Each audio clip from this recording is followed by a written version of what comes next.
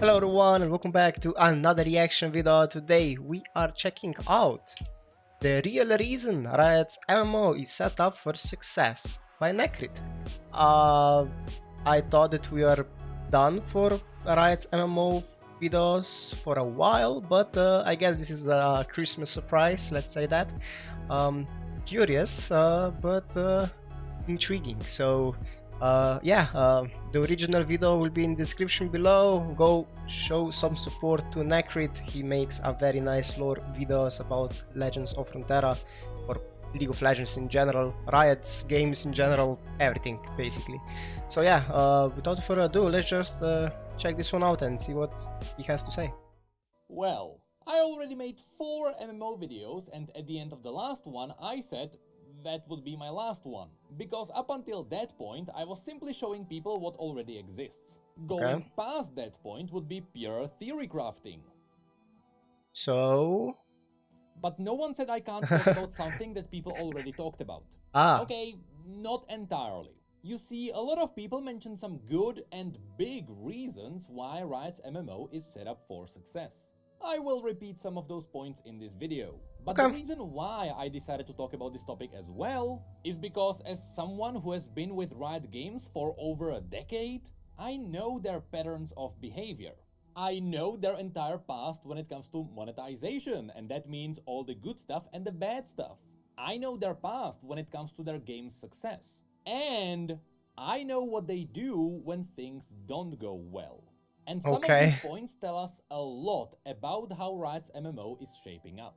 On top of all of this, Canon had the exclusive interview with Ghostcrawler, where we got quite a few golden nuggets, which includes a line that pretty much tells us that, yeah, Riot is gonna go through with the MMO. One of the nice things about Riot is we're not going to run out of money, right? I'm not going to have a publisher that's like, hey, if you got to ship by Christmas or we're canceled. Riot will cancel this game if the game isn't good enough. They're not going to cancel the game because it gets too expensive. And this sounds great. So after combining all of this, suddenly I have a new topic to talk about. The real reason why Riot's MMO is set up for success. Let's start with all the things that we already know about. Perhaps the biggest reason for Riot being on the right path is already having a loyal following. When World of Warcraft launched for the first time, there were lines forming up around entire blocks. And why was that? Well, first of all, it's because digital purchasing was not a thing.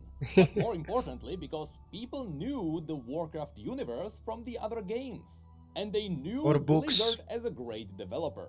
Of course, Riot is riding the same wave. Hopefully with a different destination.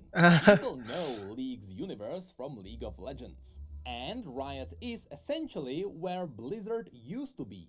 They are known for their great games, exactly as Blizzard used to be. They are known for taking a game idea, polishing it, and making it better than its inspiration. Exactly as Blizzard used to be. Speaking of which, if you're a fan of MMOs and you don't know much about Riot Games, you might be surprised to see all the successful games they have released. Of course, League of Legends launched as the better, simpler version of the Dota mod from Warcraft 3. Nearly 10 years later, Riot launched their second game, Teamfight Tactics, which was a new version of the auto chess from Dota 2. And once again, using characters people already know and love from League, Teamfight Tactics dominated its competition. And it now remains as the only big and still growing auto chess game on the market. Then we got the third game, a card game using League's characters called Legends of Runeterra. From all of the Riot's games, Legends of Runeterra is the only game that didn't fully dominate its game genre. That's because card games already have a very narrow audience, and digital card games slowed down their growth. But on top of that, it is hard to pull someone away from their card game if they already spent money on it. However, despite that, Legends of Runeterra still managed to match Hearthstone. So these two are still battling for dominance, with the other card games being very close. After this we got Valorant, a new player-friendly version of Counter-Strike. Didn't play it, but maybe I will in the future. which is also using iconic characters for marketing. Even this game managed to dominate the tactical shooter genre. And now it is doubling the numbers of their two main competitors, Rainbow Six Siege and Counter-Strike. Really? But then, after Damn. Valorant, Riot went back to MOBAs. They looked at Mobile Legends Bang Bang. That's the real name, by the way. They Okay. realized it was essentially a League of Legends on mobile, and they realized, Why not? why don't we do that? But better. And so Riot released League of Legends Wild Rift, a mobile version of League of Legends. This is which also in the many one that I ways didn't could play be yet. regarded as even better than League of Legends on PC. Really? I mean, look at all those polygons. Oh, That's running on a phone. yeah. On top of that, even The high though quality it is a though. mobile game, it is using fairly standard monetization. And right now, while Wild Rift is dominating in the West, Mobile Legends Bang Bang is still dominating in the East in some countries. So Riot is currently in the process of dominating the game genre. Okay. But Riot did not end here.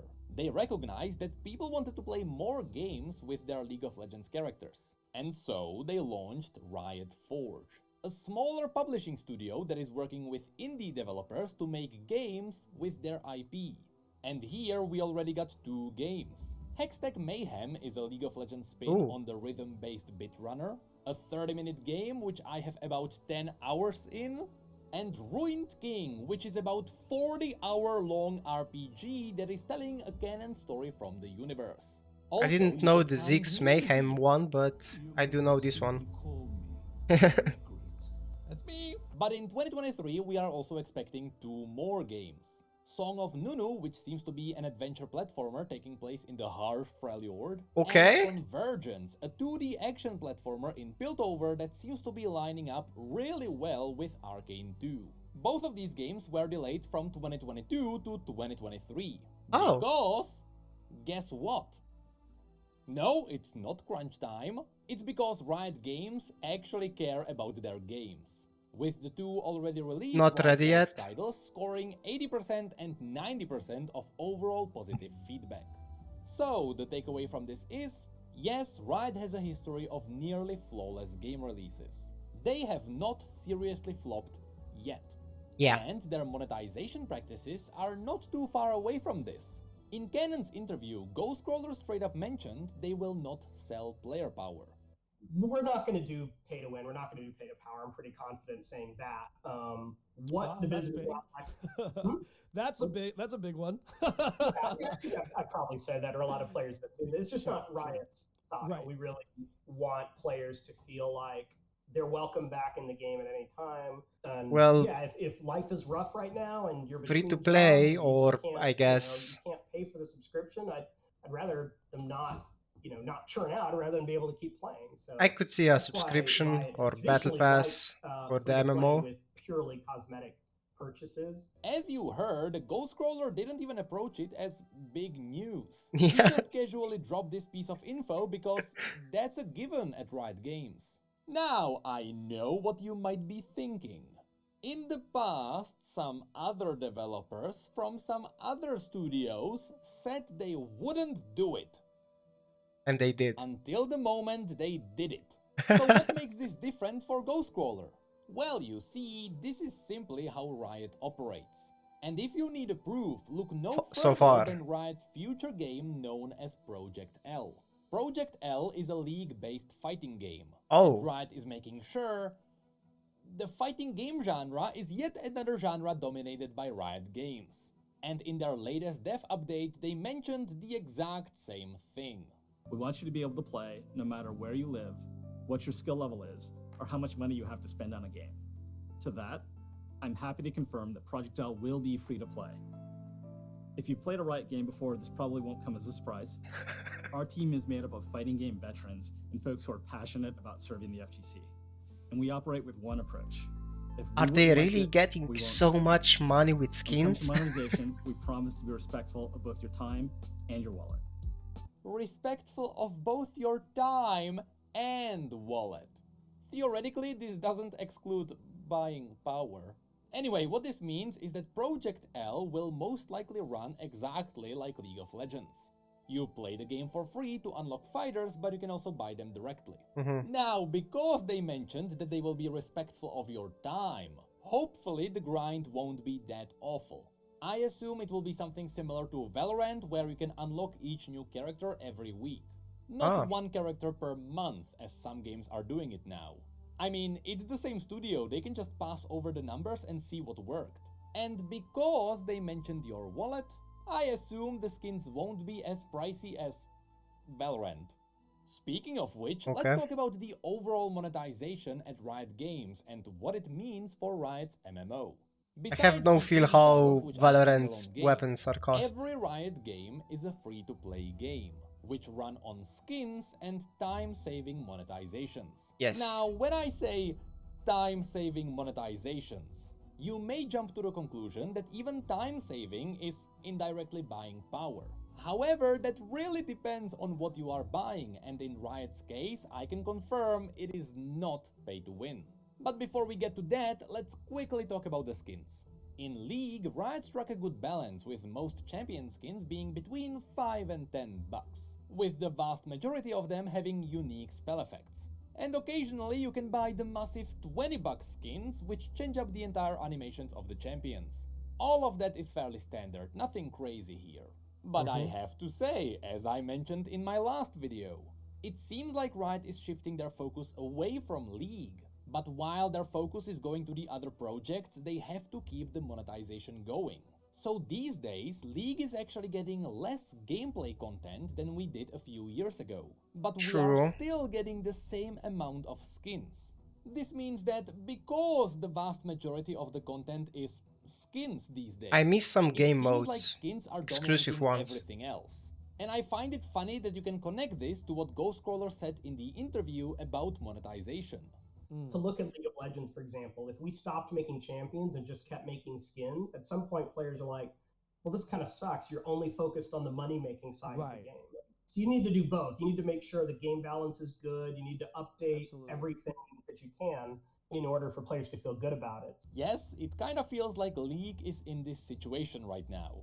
In Teamfight Tactics, you can do the same thing. You can buy a skin for a little commander on the battlefield which you control, which is called Little Legend. These are always on the cheaper side, with some more expensive alternatives which also have unique execute animations when you defeat an enemy. However, every Little Legend also has a legendary variation, which you can only get from eggs. And eggs are essentially loot boxes. Yeah. And the amazing thing is, the TFT team realized that these loot boxes are bad. And after their first year, they allowed you to buy any Little Legend directly. Of course, it is possible that government with their anti-gambling pressured them into this. But as far as we know, there were no lawsuits and they did it themselves. And since people trust them on this, if anything, it shows you their reputation. TFT also offers their Battle Pass, which to this day has perhaps the best value out of any pass in any game. However, Teamfight Tactics also has the Arena skins.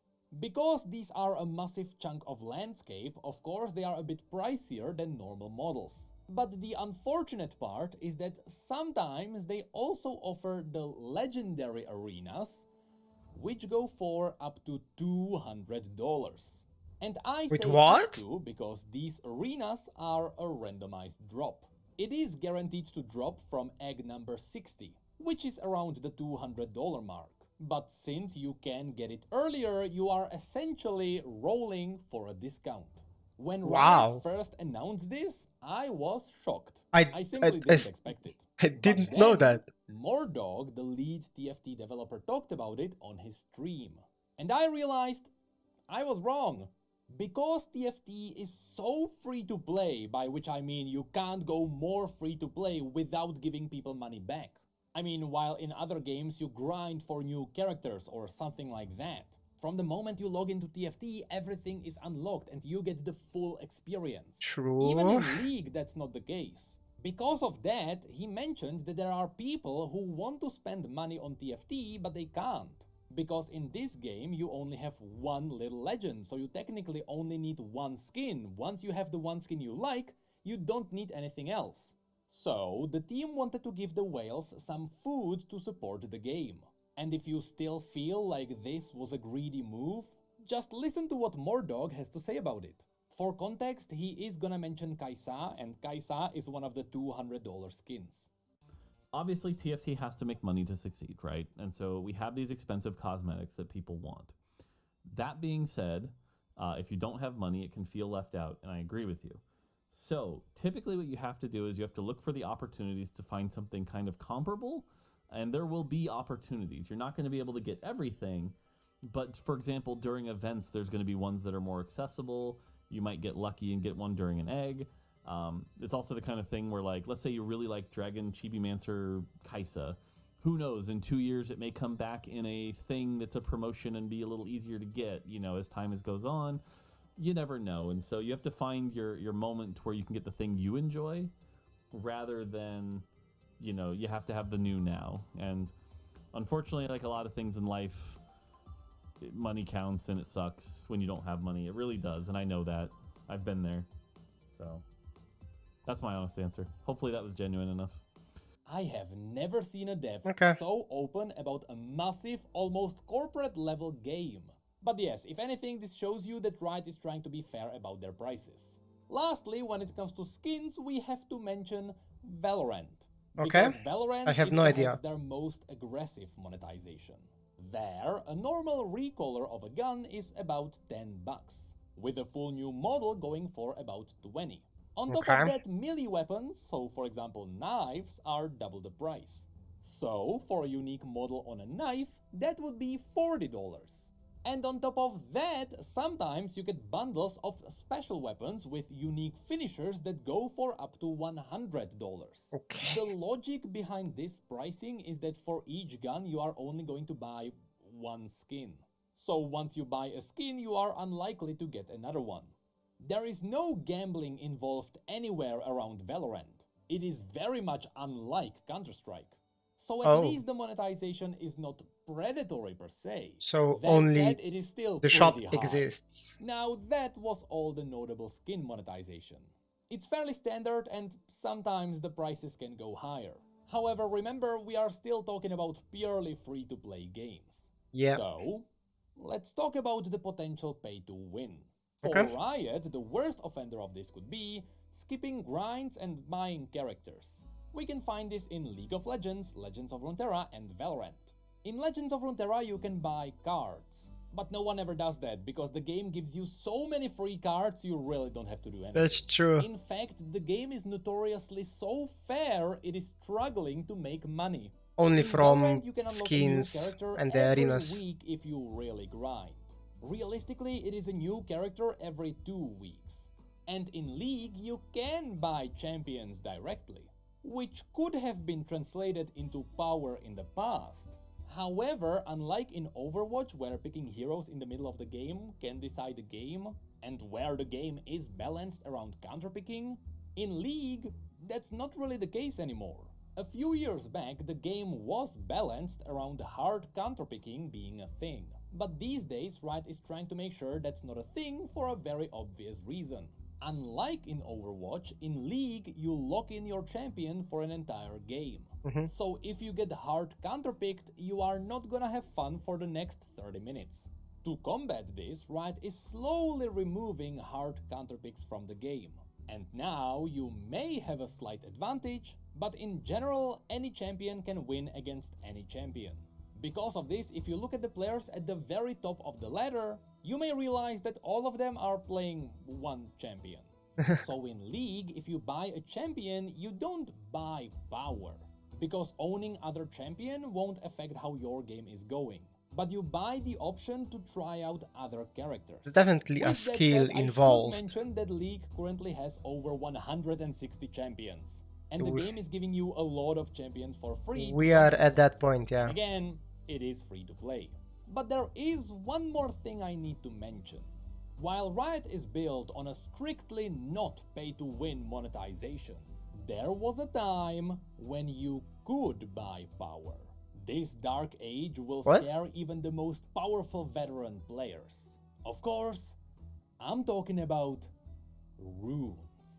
Yeah, Oh. for the first 7 years Oh, in League's yeah. history, up until 2017. I totally besides forgot buying about these champions runes. with the in-game currency, you also had to buy runes. Runes were basically sockets. They gave you tiny bonuses like 0.1 attack damage, Damn. or 1% crit.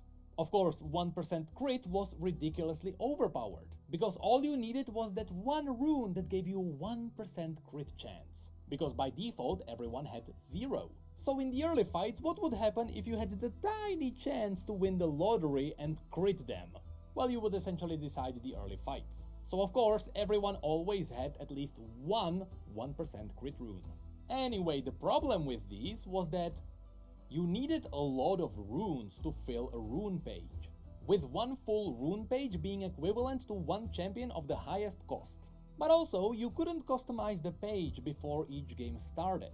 You had to set them up ahead of time, and then when you were picking champions, you would lock in one of the pages. By default, the game gave you 3 rune pages, so usually you would set up one for attack damage, one for ability power, and one for tanking. But what if you wanted to play a support who needs mana regeneration? Well, you had to buy an extra page, with each new page costing the value of yet another new champion, or $5. Basically, this would be equivalent to buying dual spec in WoW, except you could buy it with real money, and you needed it 5 times. So what did Riot do? Did they lower the price to make the system a bit more fair? No, they removed it entirely because pay to win is not what Riot does. The reason why it was in the game in the first place is because it was an idea from 2009. Damn. Back then they didn't even know how they wanted to monetize their game. So they were trying out random things. Anyway, as you can see, even when Riot gets close to pay to win, Runes they now are always steer so much away from better. it. They know how bad the impact can be, and their normal monetization formulas are working, so why would they damage it? Now, this entire time, I pretty much talked about things that everyone else talked about as well. The Okay. 3 big factors steering the course of Riot's MMO. Number 1 being people attracted to the IP. Number 2 being monetization that is nearly guaranteed to be fair. And number 3 being the fact that Ghostcrawler mentioned that the team working on Riot's MMO is stacked. Anyway, besides these 3 points, there is also a hidden 4th one. Okay. It's a big reason why Riot's MMO is set up for success, and I'm not joking. It's something no one talked about because everyone is focused on the gameplay. But I strongly believe this one might affect how Riot's MMO rolls out. You see, League has been selling skins for 13 years now. That is 13 years of gathered data.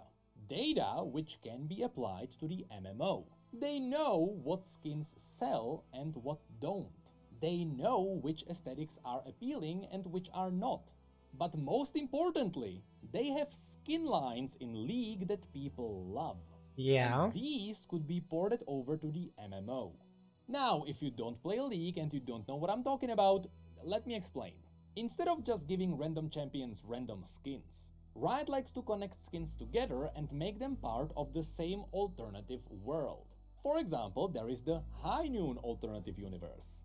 And champions who share the same High Noon skin can be cowboys, clockwork angels, demons from the Wild West, and people corrupted by demons. They all share the same thematic, and together they make up an aesthetic that people get attached to. Yeah. So what happened over the years is that Riot made skin lines that people love. And every time a new skin Dark from Star, that skin line is Project, released, High it is Noon, an instant Star success. Guardian.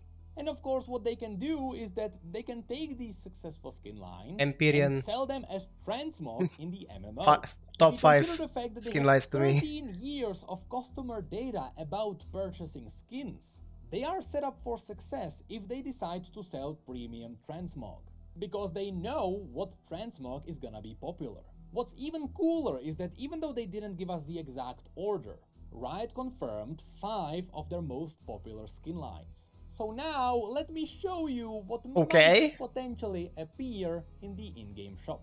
Again, there is no particular order, but first there is the Project skin line. We're This going one through is skin an lines? Okay. absolute classic. Yep. It is a futuristic skin line with energy, blades, and guns, as well as some really deadly robots. Next there is KDA. The success of this skin line is driven by the popularity of their virtual K-pop band. I The do songs like were the a music, massive hit, but and of course, the skins these aren't skins my were favorite too. one So this here. one seems like easy money, though I'm not True. sure how my Freljordian Barbarian is going to be wearing one of these.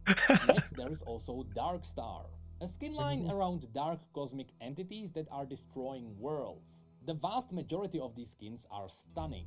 And I have to point out that Dark Star Jin is one of the best-selling skins in the history of League. Oh, really? Then we also have Spirit Blossom, a skin line released with an awesome visual novel inside League of Legends. They're This pretty. one is themed around Eastern legends. However, this skin line is also unique, because this skin line portrays mythical stories that Ionians believe in the canon universe. So in a way, these skins are canon. It's just that the champions are not themselves as champions, they are portraying the mythical stories. And lastly, there is the Star Guardian skin line. What originally started as a Sailor Moon knockoff eventually became its own universe with some very cool stories. The Star Guardian universe is perhaps the most popular one, with Star Guardian Jinx also being one of the best-selling skins ever. So this one would be an easy moneymaker too. But this time we have two male champions here, although it would still probably look weird on my Barbarian. But that is it for all the things I wanted to talk about. Okay. There was one more point, however, that point kinda crumbled. You see, I wanted to mention that while Riot Games is running their games in the West, in the East it was ran by Garena. Which meant that as the West had their normal monetization, Garena could use the Eastern monetization in the East, and the two basically had their own ecosystem. Huh? However, a few weeks ago, Riot just cut off Garena entirely, and they decided to operate League of Legends in the East themselves. What's funny is that Blizzard kinda tried to do the same thing, but Blizzard is not able to run their own games in the East. So while they also cut off their own Chinese publisher, because they can't publish it themselves, WoW is just gone. Anyway, what I wanted to mention originally is that because there is the West and East, because in the East players are more friendly towards pay to win, Riot can now operate two different ecosystems themselves. And so, even though I'm not really sure if this still holds up because they are no longer ran by Garena in the East, I still believe that Riot can run separate monetization in separate regions, because now they are controlling everything themselves. So who knows, maybe there will be pay to win, but that pay to win will only be in the East. I believe that's how Lost Ark is being handled, but I could be wrong. Maybe the chances are the same everywhere. Anyway, Riot's MMO seems to be shaping up really well. That is probably because the people behind it seem to know what they are doing. Their player base Only is ready time to try will out tell. anything, and should we actually get a good game, their monetization is ready to shoot it up into the stratosphere. Good script. There was also that time they were trying to sell achievements, like not achievement unlocks. You had to pay to access achievements, which was then followed by a separate version of the achievements which was totally free, so we don't talk about that. Yeah. Yeah. The Eternals. Okay. Yeah. Thank you for making this video. Not bad. Yeah, just going through the things that basically are the case here for our Riot's MMO, or I don't know, we will see how they will handle it. But yeah, I do expect, like, I don't know, free to play from the start, or at least, I don't know, I would be surprised if they made this MMO and that would be like the one pay at the start, and then we have, I guess, maybe Battle Pass, and I mean, I definitely expect skins or skin lines, as Necrit said, in the MMO as some sort of, I guess, how the armor would look on you, right? The look of it. That definitely will be very, well, people will buy that. That's for sure. Myself included, if it will be very in your face and if they will be very crazy. But yeah, at this point, as he said, they made numerous games. Majority of them I played or I am playing at this point in time. Some of them I don't know really what is going on, especially for Valorant. I have no idea there. But yeah, if they will make a new games that will have our precious characters in them, League of Legends characters that is, yeah, sign me up. I do know of the Ruined King, I guess RPG. Didn't play it though, but I saw it on Steam. For the Ziggs Mayhem, or I don't know what is called that, but that game looked fun. The music, Geometric Dash, or what is the mobile version of this? I'm not sure, but okay, I didn't play that one, but it looks fun. And if it's free, maybe I'll check it out as well, but I'm not sure. Those two games were made by separate developer, right? So Ruined King isn't free, but yeah, it was I saw, I guess, how the story is told and everything, so looks very nice. At this point they really have a lot covered up. all the game fields they have covered. Like, we have the MOBA, we have I guess the RPG, we have mobile, we will get a fighting game or what. Riot MMO is coming. They are covering their fields. We have a card game, tactical, auto chess going on. Damn. They really made bangers of games. Yes, they are definitely a successful company. So yeah, hopefully we stay on the same path, and yeah, we'll see what will happen when the Riot's MMO will be coming to, I guess, the big screen. But yeah, thank you for checking this one out. If you enjoyed it, give it a thumbs up, leave a comment below with your thoughts on it.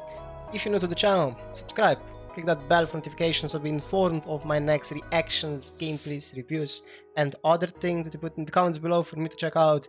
And I will see you in the next one. Bye!